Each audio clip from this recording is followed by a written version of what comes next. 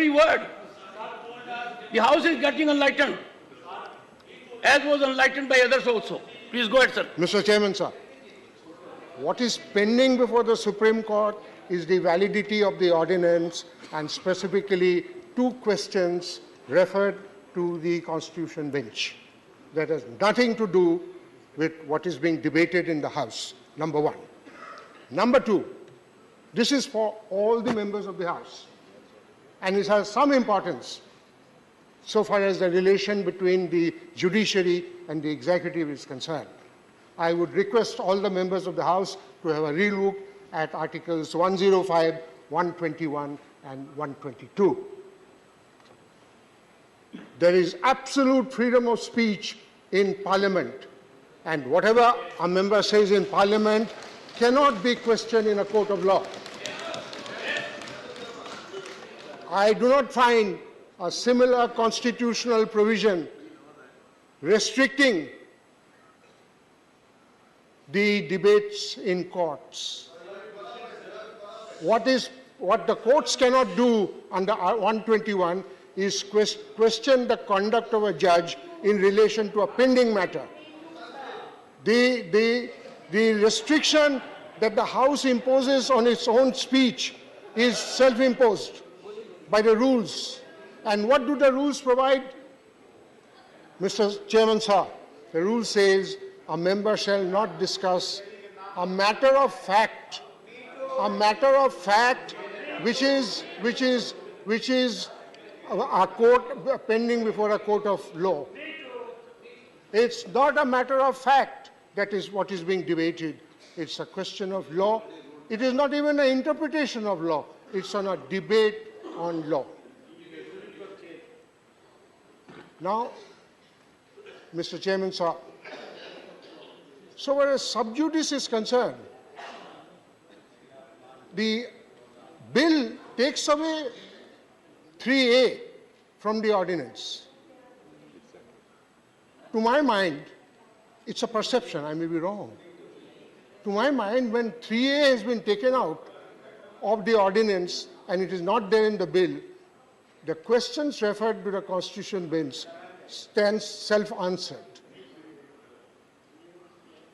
Because if you read the order of the Supreme Court referring the matter to the Constitution bench, a copy of which I have got and I have read, my view is that the entire reference has been necessitated by the provision of 3A of the ordinance, which no longer exists.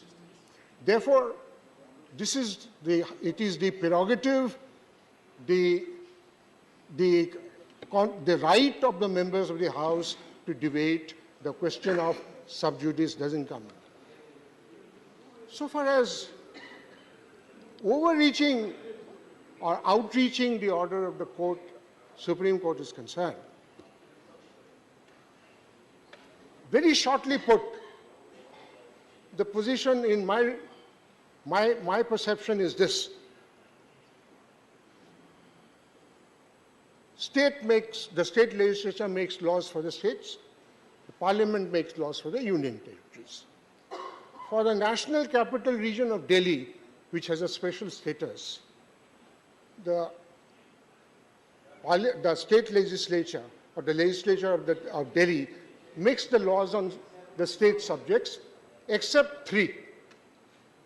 But as Mr. Jethmalani read out, by virtue of 239 3B, Parliament has a power to frame laws beyond these 3. And that is exactly what the bill is seeking to do. Therefore, there is no question of overreaching. And what has the Supreme Court repeatedly said? Paragraph 164, 2 conclusions. These are the 2 conclusions. May I read out these 2 conclusions?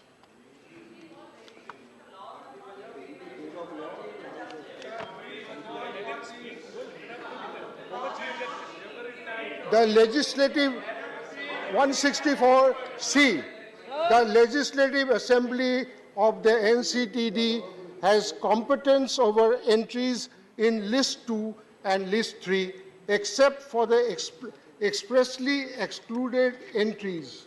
In addition to entries in List 1, in addition to entries in the Union List, Parliament has legislative competence over all matters in List 2 and List 3 in relation to NCTD.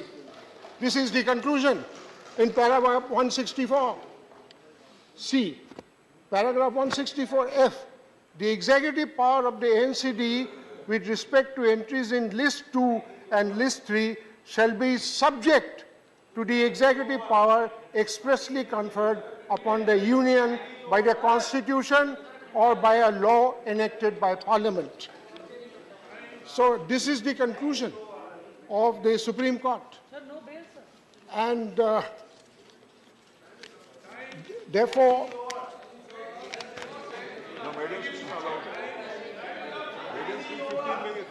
now,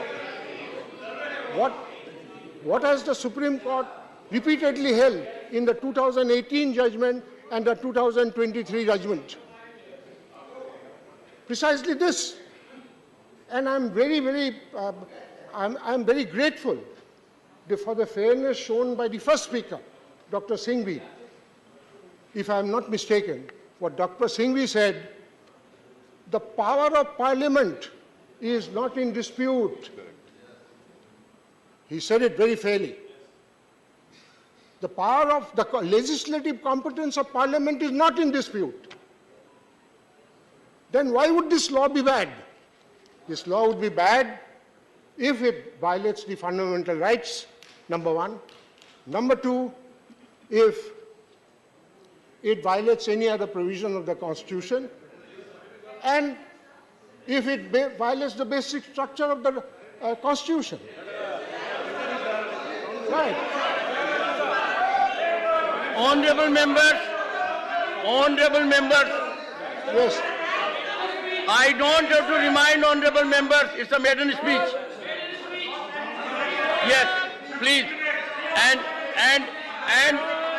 the honorable member is making his point Sir. very rationally.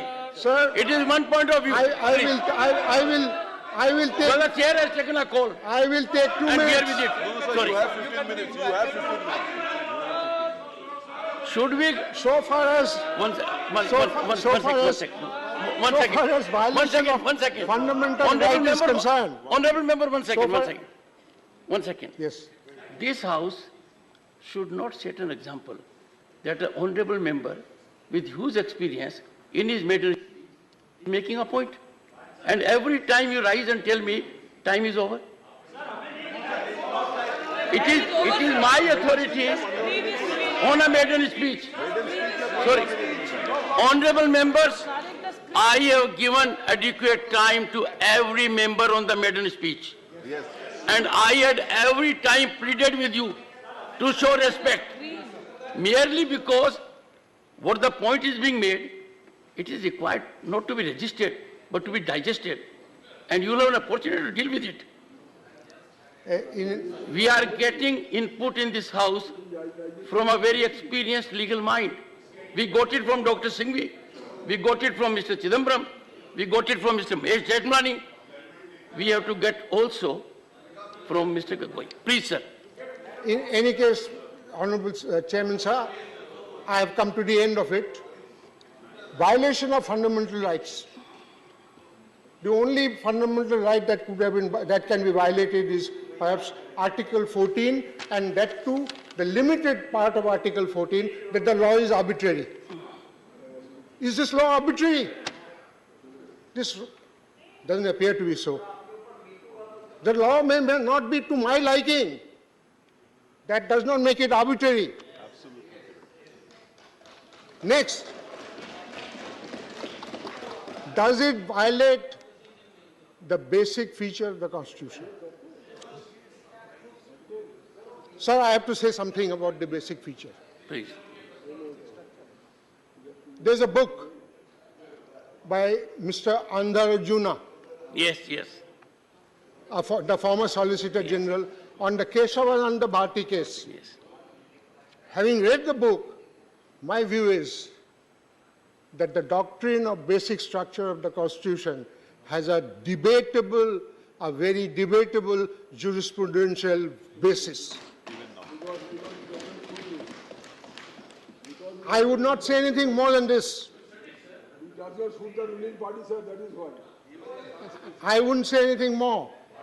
The doctrine of basic structure has a very debatable jurisprudential basis. In any case, Honorable Chairman Sir, what the bill provides is diluted form of what federalism, because it's a union territory, not a full-fledged state. Therefore, what you have is a diluted form, asymmetrical form of federalism. And the third thing is, does it violate any other part of the Constitution? The Supreme Court mentioned about triple autonomy. What you have under the bill is a modified form of triple autonomy. The bureaucrat is responsible to a lieutenant governor, who is responsible to the Home Ministry, who is responsible to the House. You have a modified form. If you want a full-fledged federalism, which today is a basic feature, though I have my own perceptions there, you can go for an amendment, for a constitutional amendment, and make Delhi a full-fledged state. Now, the most important thing, Chairman Sir, is Article 239AA, starting from 1 to 7, is not under challenge before the Supreme Court. Challenge it. That is not under challenge. Therefore, in my respectful submission, my contention, the bill is perfectly legitimately valid. But I fully support Mr. Vikas Bhattacharya, who has been a very close associate of mine. What is permissible need not necessarily be right. In the House today, parliamentary democracy compels members to vote according to party dictates. Fine, I cannot quarrel with that. It's a small section of people to whom you appeal to their conscience. To me, the bill is correct, right. My conscience tells me to do something, I'll do it. But if somebody disagrees, his conscience must be left free.